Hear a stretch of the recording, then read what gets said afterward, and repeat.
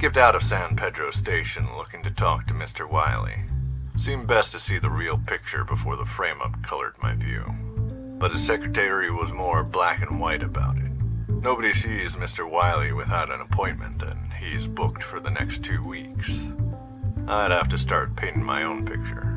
So I took a cab down the Pacific Way to 17th Street to meet the head honcho of this whole mess, Miss Natalia Terry.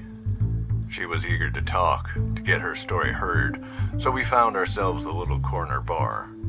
The booze and the service weren't so sharp, but the atmosphere was dynamite.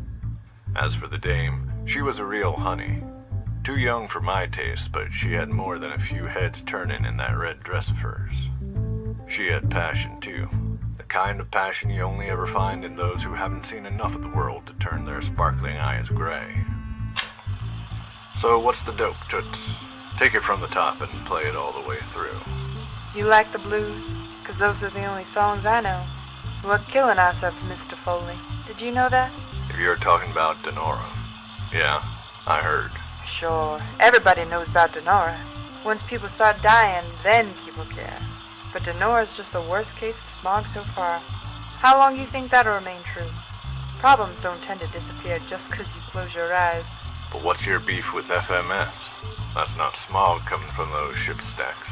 Natch, I know it's steam, but you know what happens in those tanker engines? How about you tell me? Those boilers create nitrogen dioxide. All you need is for the temperature to get too hot to start mixing toxins. Then they pump those poisons into the air and water. Nitrogen dioxide? You some kind of chemist? I went to college. No kidding. Finished it too. So you start dogging the FMS, preaching doom, and then someone ends up dead, shot by one of your goons. Dabney's no goon. He's no killer either. There's a stiff that'd say different if it could. Dabney was defending himself. Hans tried to shoot him, you know. So I heard. I heard something else, too. That Dabney tried to pull Wiley out of his car for a little chat. Another line. But you know what's the truth? Morpheus Wiley hired Hans to give it to us. That gorilla tried to drop Dabney. I'm glad he's dead. He was nothing but bad news. Got any proof Wiley's tied up in this? She hadn't. Sure, she kept her jaw flapping, but said nothing I could hang my hat on. I had too many questions she couldn't match with an answer, so I ditched her for the silent streets, the most attentive listener I've ever met. My feet and my mind wandered different ways, but at last we came to the same spot, McNerney's mortuary. They say the dead can't speak, but that's never quite been true. The coroner was one Anastasia Corby, and she was none too fond of me. She was more tight-lipped than the devil in a confessional. If her dark gaze landed on me, she'd sick the sheriff on me faster than you could say Jack Robinson. But I had an in.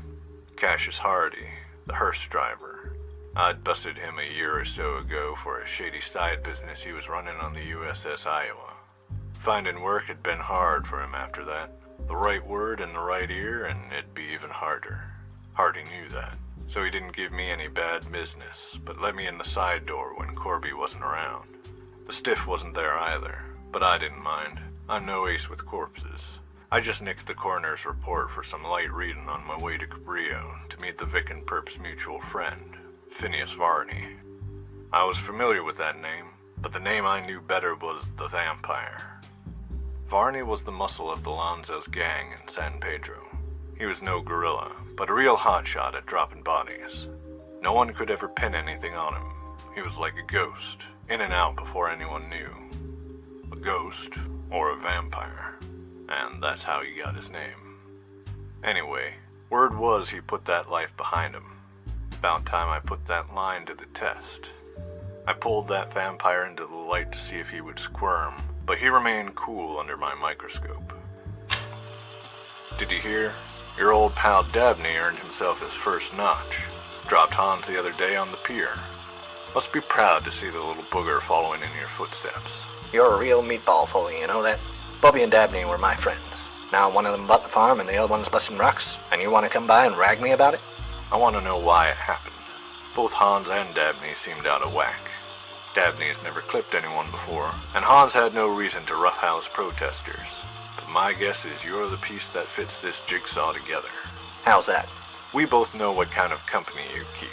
We don't need to mention names, but there may be a certain gang which may want someone dead. Yeah? Well, you're whistling Dixie if you think the Lansers had anything to do with this. What do they care about some protest against the shipping company? Smuggling's their business. This may be just 2 cents worth, but they could have a vested interest in those FMS tankers. Maybe it's an arrangement, maybe it's hijacks. Either way, should FMS beach their ships, crossing borders will get a whole lot harder in a short time. Get lost, Foley. The Lansers got their own way of getting where they need to go. Besides, neither Bubby nor Dabney were part of the Lansers. Is that so? Just like you weren't? Not like that. Hey, I'll admit, I did some shady things back in the day. That was an old life that I'm trying to turn my back on. But those guys, they were never like that. Trust me. If that's so, then why'd they do it? He didn't have an answer. I was beginning to think the devil himself didn't know. I was skunked. Maybe it was just senseless violence. The wrong person on the wrong day. And who was that person anyway? No one could tell me much about Hans. Not really. Like a lot of heinies after the war, he slunk over and kept his head low. Those who knew him didn't know him as anything outside of a swigger. Could have been anything going on behind those blue eyes of his. Now that they'd gone dark, seemed like we'd never know.